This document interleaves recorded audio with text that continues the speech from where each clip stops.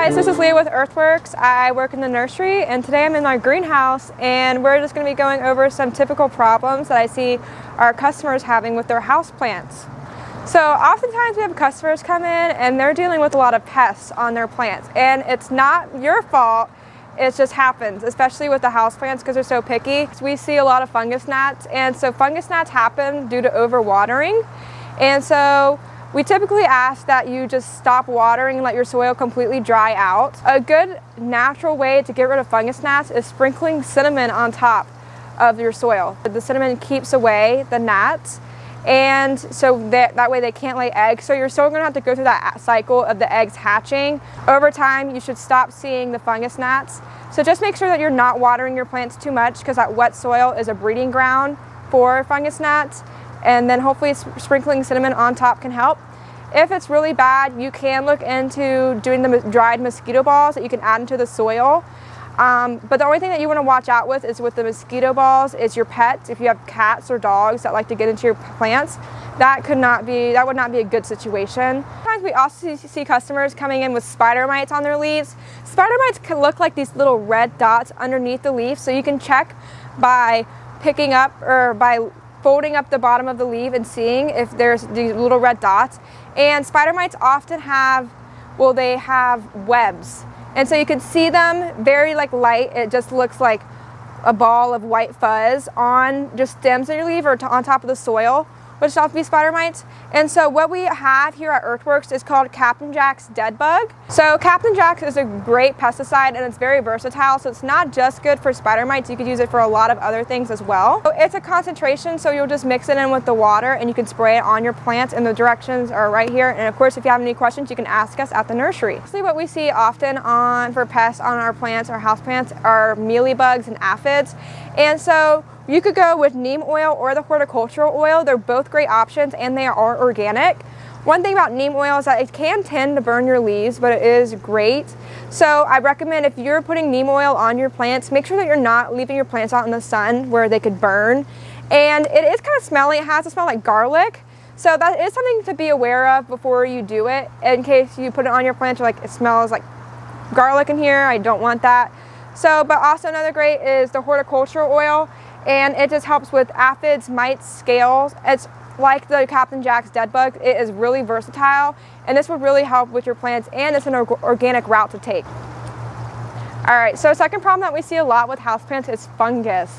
And so oftentimes fungus is just due to overwatering and not having the proper drainage in your pots. So we always ask, make sure that you have a drainage hole in the bottom of your pot.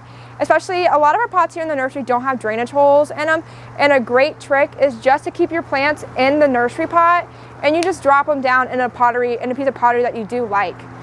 And then so it still has the drainage in the bottom. And one thing that you should look out for is just it sitting in water. That can also cause for a lot of fungus and root rot. You can put rocks in the bottom of the pottery and then you can set the plant in the nursery pot on the pottery. And then it will not be sitting directly in the water. Once it drains, it will just go to the bottom of the nursery pot. Another way to deter the fungus from growing on your plants is to cut off dead stems or dead leaves from your plants, because that is a breeding ground for fungus. And it's super easy. If you have a leaf that's died, you can just take a sterile pair of scissors and cut. And it's important that you use sterile scissors because scissors are another way to transfer bacteria and fungus around. So just make sure that you clean your scissors with alcohol beforehand. And then another form of fungus is mushrooms, but this is actually a different case. Mushrooms is actually good for your soil. So if mushrooms are growing, that means your soil is in great condition and your plants are happy. But if the mushrooms do bother you, you can always just pluck them from the base of the stem. And so lastly, some signs of fungus is like the powdery mildew or black spots on your plants. And so we sell this product at Earthworks, and it's the copper fungicide, which is organic. You can just spray it all over the plant that is infected with the fungus, and then hopefully this will get rid of that. And then lastly, another form of fungus that can happen a lot that we see oftentimes is root rot. Root rot can either be caused by fungus or overwatering. So it often seems like a death sentence for your plant, but there are some steps that we can take to hopefully get rid of the root rot.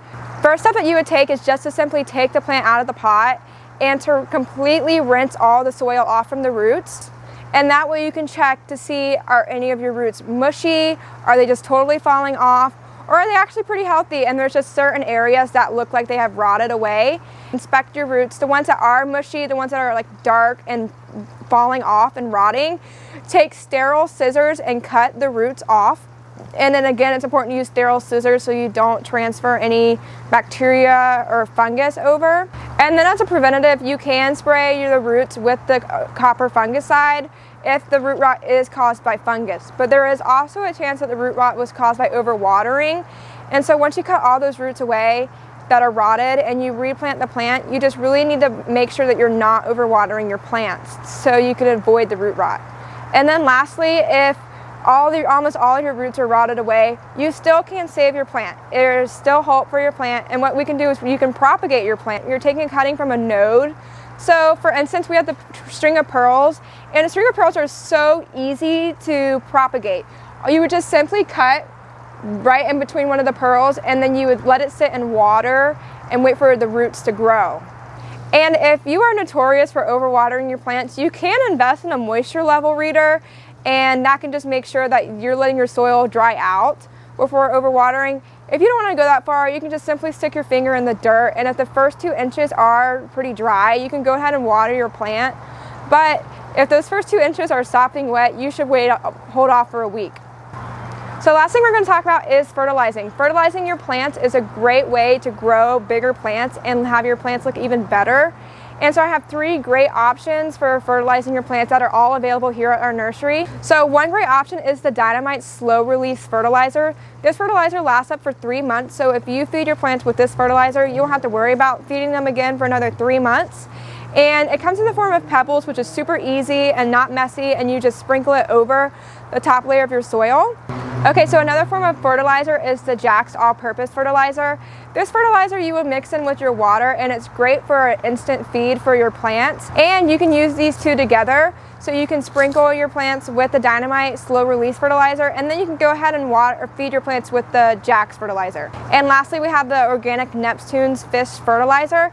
This is great for your sensitive plants. I love using this fertilizer for string of pearls, which are known to be the most finicky plants. So it is a little smelly, so you kind of have to get used to that, or you could fertilize them and just leave them outside for a while so you don't have to deal with that inside your house.